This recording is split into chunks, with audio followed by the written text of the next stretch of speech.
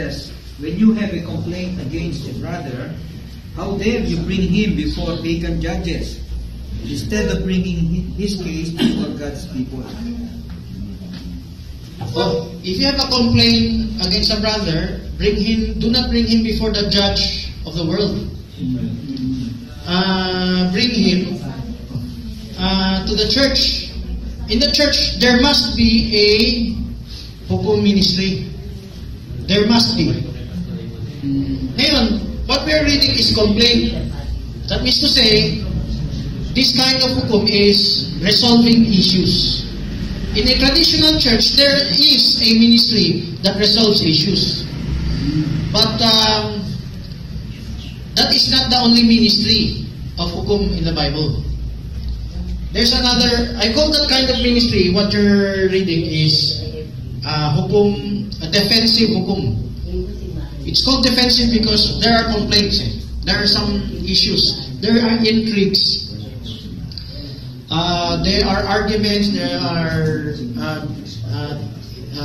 differences between brethren. So those differences of the brethren, how are they settled? It will be settled by the hukum in the church. Who is the hukum in the church? Pastor. The pastor or any other minister or any other brethren that knows how to be objective. Okay? How to be balanced. Okay. There's what we call another is the offensive hukum. This offensive hukum, this is a training ministry. You train your members of the church how to be Berean. So let me write down some categories of hukum. First, there is the doctrine. Doctrine, there is a scripture for that.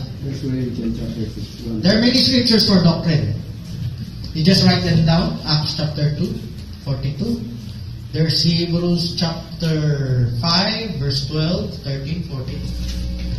Now, every church has a doctrine. Every church has a teaching. It's good. Yes. Some of them are truth.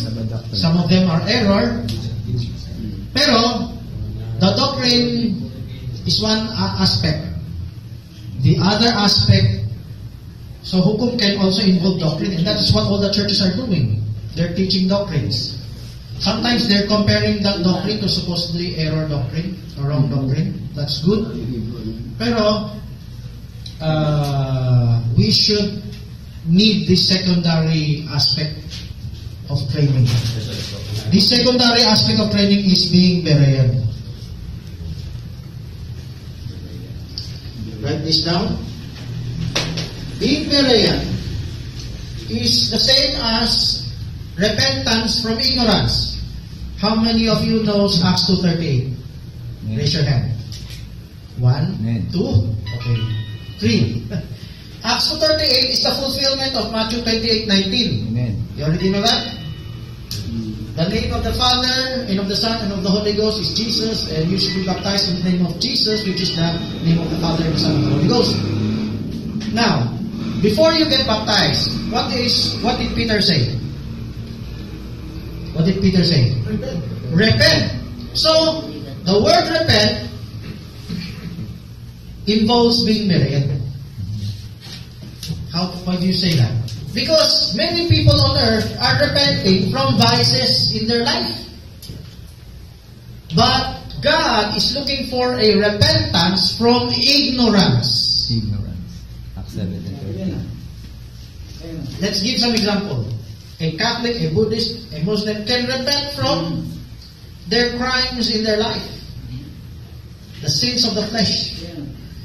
But the most important thing is the sin of unbelief towards the Word of God. You can be good outwardly. The Pharisees and the Sadducees are expert on that. But when the progressive revelation of God comes, they reject the Word. The Word is being fulfilled right before their eyes, but they're contented with their tradition. The same goes in the church ages. The same goes happening today. Every church has built their own denomination, kingdom, wherein they close the minds of their members from listening to others, and proving out all things. And what does the Bible say? Let's open it up. Acts chapter 17, verse 11. 17:11. Now, in verse 10, they went to Berea. They preached in Berea. In verse 11, what did it say? Acts 17:11. You can pause that Nasa po. one. Kayo po. Baba. Kayo po. Kung nakita, Acts 11. 17:11. Okay, open up your Bibles. Write Acts it down. 17:11. 17:11, yes. Sige po. Okay. May I read? Oh, yun na, Please sir. read, please read. Just read. Now the Bereans were of more noble character than the Thessalonians. For they received the message with great eagerness and examined the scriptures every day to see if all that said was true. Amen. Yeah. How many in the churches practice that? How many pastors not just endorse, push their members to do that? Amen. I tell my brethren in the church, you have to listen to other broadcasts. You have to ask them. Yes. You have to get their evidence, whether what they believe is right or wrong. You have to be founded on the Word. Yes. Many of the church goers today, they just memorize what is right and wrong. They just memorize it from their pastor. The pastor is Eliezer, not Isaac. Eliezer brings Rebecca to Isaac. Eliezer is just assisting the bride to know Jesus Christ. Isaac is Jesus Christ. Rebecca is the bride. The pastor, the minister, the brother is Eliezer. Eliezer. You are just a guide so that the person will know Jesus Christ. You must not make the people loyal to you, but to Jesus Christ. Amen. To the Word. Amen. So as you put the loyalty of that person to Jesus Christ, Yes. you teach them to be Berean. Do not take my word for it. Yes. Get their side. Get their verses. God did not allow those denominations to run rampant just for you to ignore. You will never grow if you will just ignore them. You have to compare. Which is right? Catholic or Protestant? Protestant or Pentecostal? Oneness or Trinity? Oneness or the end time message? Which is more correct? Those who... So, you have to compare. Even here, in the end time message, you have to compare. If you stop being Berean, then you stop walking in the light. That's why it takes a hukum ministry in the church to train. That's Hebrews chapter 5, verse 12 to 14. Hebrews 5, 12 to 14. You know that verse? It says, if you only desire milk, then you are not ripe of age. But those mature will eat. 14. What does the scripture say? Meat. Meat. So, you should not forever just be drinking milk. You need to desire meat. You have to grow. If you do not grow, your church dies, your brethren dies. What is your fellowship? It becomes a social gathering of friends. That's correct. That's it. If you do not emphasize to be Berean, then your church will die. And become illiterate in the word. Amen. Illiterate in the word. They just become celebrious. Because the power is in the Word. Amen. Yes, amen. So they have lost the emphasis on walking in the light of the Word. Amen. They might memorize some certain truths, but the truths they have memorized, it's a recycled truth. What do you mean by recycled truth? Truth that has been revealed in the past. Truth revealed by Luther, by Wesley, by Knox, by John. But there's a truth being revealed today that they have missed. So let's read another scripture for that. Hebrews chapter 6. Let's start from verse 1. This is walking in the light of truth. 6:1. Hebrews chapter 6. Read. So you can pause while they're looking. You're there, please read. Verse 1. Start from verse 1. Therefore, let us leave the elementary teachings about Christ and move forward to a more advanced knowledge without laying again the foundation. That is, turning away from dead works, faith in God, the teaching about baptism and laying on of hands, the resurrection of the dead, and the final judgment. Okay. Let us lay aside what we already know and let us move on to perfection. And later I'm going to talk about some of those topics that are new. Okay? Some restoration topics, some revealing of the mystery topics. I'm just gonna skim a small part of that. But just the same, I'm offering a regular weekly seminar for any of these topics. Now let's go to the next. This is very important. This is the foundation of you being rooted in the Word through Jesus Christ in the Word. Now, if you're rooted there, there's another aspect in the church ministry which trains about couples. A Berean is an individual. Work out your own salvation. It's not your friend, your relative, your loved one who will save you. It's you and God. It's your own decision. Just being Berean. But what if you have a spouse? Then there's also a ministry for that. I call this kind of ministry a denominational term. LCM. Love, Courtship, and Marriage. Now, love, courtship, and marriage in Hukum training does not only involve couples who are married.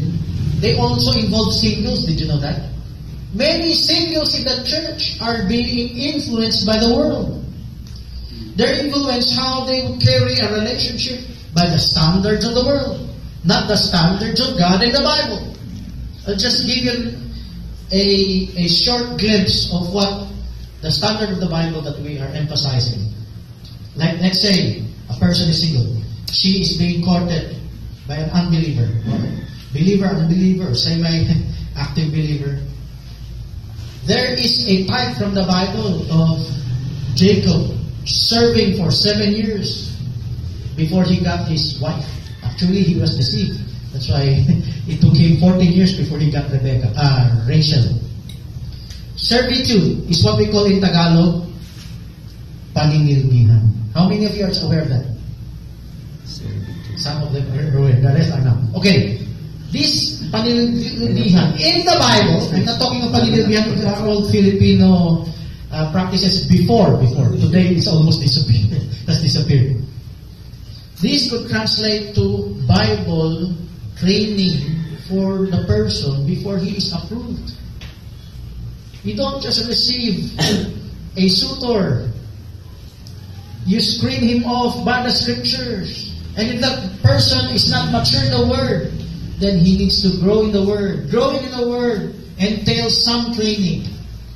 So that kind of servitude, spiritual. If the parents of the spouse are spiritual, he would demand a dowry, spiritual dowry. And that dowry is related to the Word. We are training how the person would grow in the Word. They would get up to date with the revelation of the Word of God.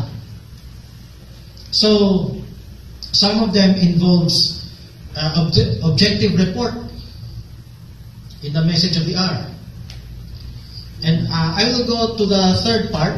It involves this. This is for the family. I call this, the school use this term. PTA. Yeah. What PTA? What do you understand by PTA in the school? Parent Teacher Association.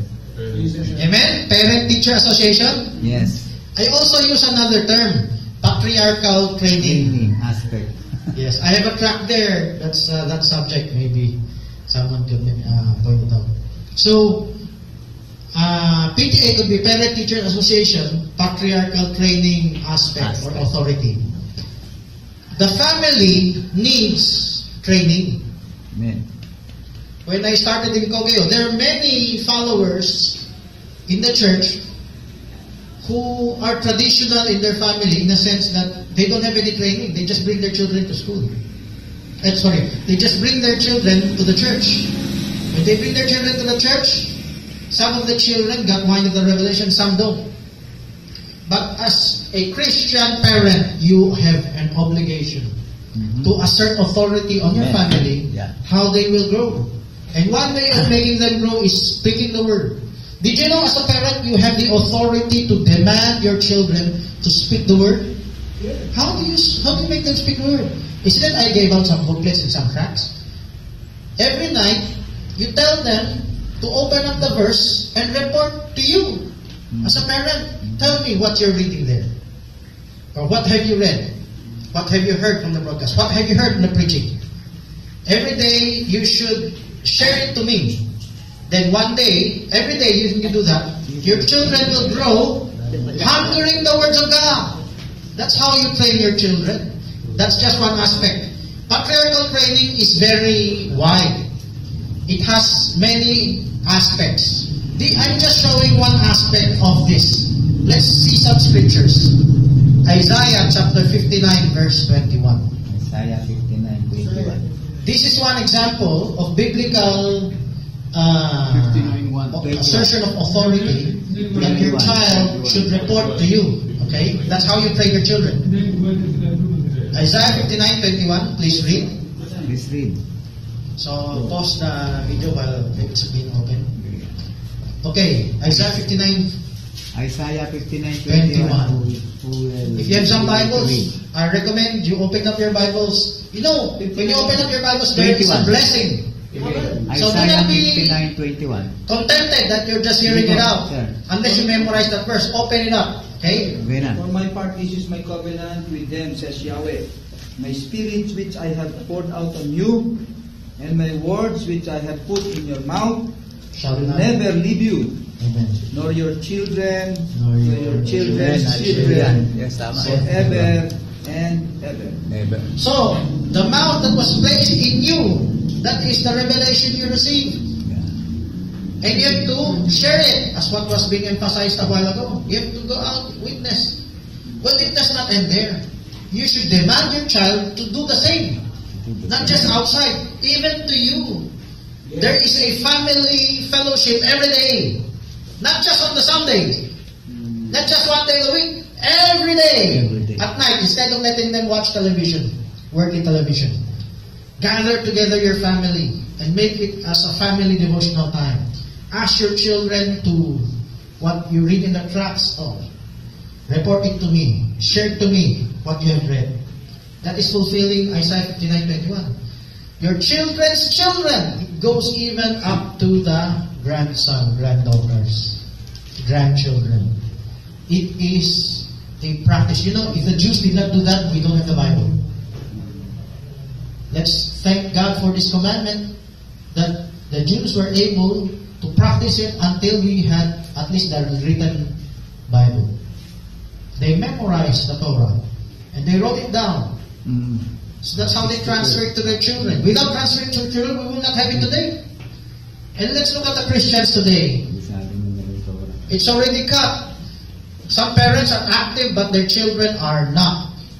You see, there is an obligation for a parent to require their children to report. There are many scriptures here. It also involves how to use the rod. Did you know the rod can be used to correct if a children has done something wrong? But did you know the rod can also be used to train the children to report? You use the rod offensively, and it won't be as severe as a child that has done something wrong. Because if the child, let's say, falters from doing his part, you just snap a bit. But if you wait for a child to do something wrong, you need to smite him very hard. Which is better, offensive rod or defensive rod? The offensive rod is the training rod. And if you do that, the rod will be temporary. Because eventually the child will be obedient to you, to your words. And if he's obedient to your words, he will never be smitten anymore. Because your training is continuous until he grows up. Okay, let's go to the last part, category. By the way, the reason I talked about that, because in love, courtship, and marriage, that should be the foundation of singles. If ever they're going to come to the Lord, they should even know those two things. So when they get married, they come to fellowship every night. Not just fellowship for physical couplings, but in the Word. Did you know there's a scripture for that? 1 Corinthians 7 verse 5.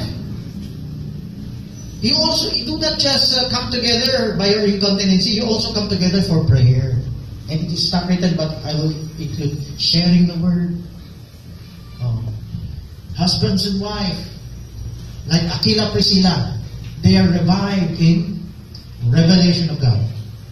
Now, if the singles are trained for that, when they get married, they have the right kind of foundation. But there are many married couples in the church that don't have that kind of foundation. That's why there's a hukum ministry training for the church. The church should have, so that each couple should grow in that kind of practice. That's why I like the word of Brother Pastor Mel. Discipline. Discipleship. Amen. Discipleship extends to this part. Yes. It's as detailed as this. That's why I'm offering this kind of ministry to your churches. Number 5 is what I call progressive ministry. Let's give some idea what this progressive ministry is. Number 1 is about the word, doctrine. Number 2 is about the individual, Berean. Number 3 is about LCM. couples. Number 4 is for the what? Parent and No, children. one word. For the family. Wow. Number 5 is for the. Progressive ministry. What is progressive ministry for? For what? For For the church. the church. This is a spiritual family. He is not your blood children, blood Progressive ministry is mother, for the church. blood brethren. He is your brethren in the Lord. Amen. Now, in the church, there could be persons who are orphaned spiritually.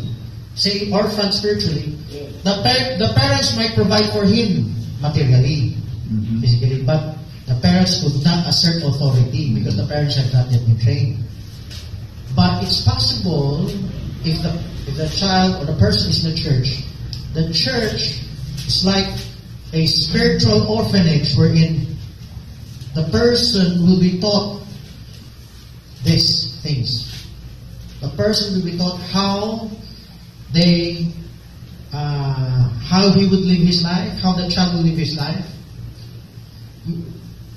He or she is not your blood children, but you can adopt him. Help him out, share with him, teach him how to open up the Bible. There's a ministry within the church wherein those who are less ignorant, less knowledgeable in the Word, they will be assisted. They will be uplifted. I'm talking about Berean training. I'm not just talking of healing of the sickness or counseling of some problem. I'm talking about how the person will be trained in the Word, how to pray for others, train him in the ministry, train him to have a family in the church. It's not teaching him or her to disrespect his parents. If his parents are not active in hukum ministry, if he could be adopted by your church in a sense that you teach him, he will become more respectful to his parents. He might even lead his parents to the Lord. Or if his parents is attending church, he might even recruit his parents how to be enrolled in a hukum class.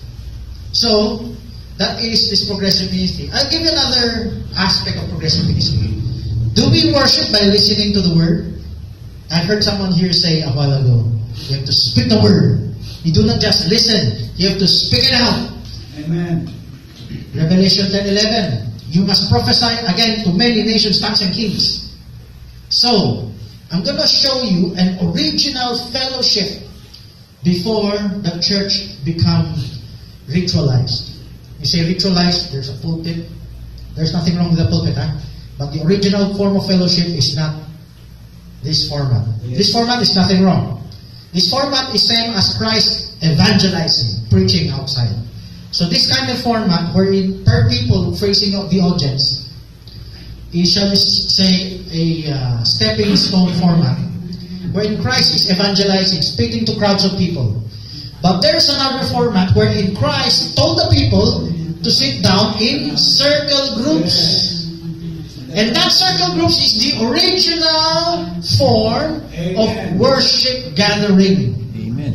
Yes. Worship is too broad. It involves your personal life, your family. But we're talking about the church. We're talking about brethren. If we're talking about brethren, then the original form of worship is having a cell group. And the family is the basic unit of the cell group. But when you come to church, you still have to form a cell group. And let's open up the Bible. Let's see the evidence from the Scriptures. Hebrews chapter 10 verse 25. We quote this scripture most Many times, we quote the scriptures most of the time, but we fail to notice the aspect of progressive ministry. How worship is being done. Okay, let's open up. Hebrews 10:25. Please read for us. Please open up. Who among you will open the Bible will receive blessing from the Lord? Hallelujah. Do not abandon the assemblies, as some of you do, but encourage one another, and all the more, since the day is drawing near. But do not Do not abandon the assemblies, as some of you do, But encourage one another. Okay, that is maybe NIV. So, the King James said, exhorting one another. In Tagalog, do you know the quote? Mangag. O sige. Sa Tagalog, na huwag ninyong Pabayaan. pabayaan ang ating pagkakatibon Ngunit, kagaya ng ginagawa ng iba. ugali ng iba, kundi Mangag. magpaaralan Aralan. sa isa't isa at lalo na kung inyong mamamas na malapit na ang araw. So imagine this. If 2 or 3, but even if the church is large, you can still break up into small groups. Exhorting one another in Tagalog, mangag-aralan. You know what that is? Everyone has a sharing. It's written in the Bible. Look at our format. Not everyone could be accommodated. Our time is very short. But if we break up into small groups, everyone could speak. Everyone could share. And the Bible says that. It's not just a singular pastor. Anyone who has a revelations, try to share it out. 1 Corinthians chapter 14, verse 26. Any one of you has a tongue, has interpretation, has a prophecy, has a revelation, has a 26. let everything be done as a song. Let everything be done decently and in order. That's the original form of worship. 14:26. Opo. 14:26. 1 Corinthians 14:26. What is it then, brethren? What then shall we conclude, brothers? When you gather, each of you can take part with a song, a teaching, Yes. or a revelation, by speaking in tongues or interpreting what has been said in tongues. But let all this build up the church. Amen. So, the original form of worship does not necessarily have to have a pulpit. But if you have a pulpit, there's nothing wrong. But you must not forsake the cell grouping. Yes. The cell grouping starts from home, then to the church. And Christ gave us that format. The fish, the bread multiplied when He gave them to be cell group. Was He the one who multiplied that? Not only Him. It was those people in the cell groups that multiplied the fish and bread, that it came back to Him in excess of 12 baskets. What does that mean? It multiplied in those cell groups. So if we do not just preach the word, we train them how to report the word, even from the family level to the children level. Now, there are many aspects of this, and I cannot cover everything. I just gave you a glimpse. I'm offering this as a seminar. Okay, I'm going to move on to the opening up of the mysteries. So, some of these mysteries I'm going to open up. You might encounter a little bit different from your own theology. But I hope and pray that each one of us would have a Berean heart to examine it before we judge it. Okay? Because I could not cover everything, all evidences. I'm just going to skim, give you an idea. I'm going to change my topic now. Maybe you can stop, make another video.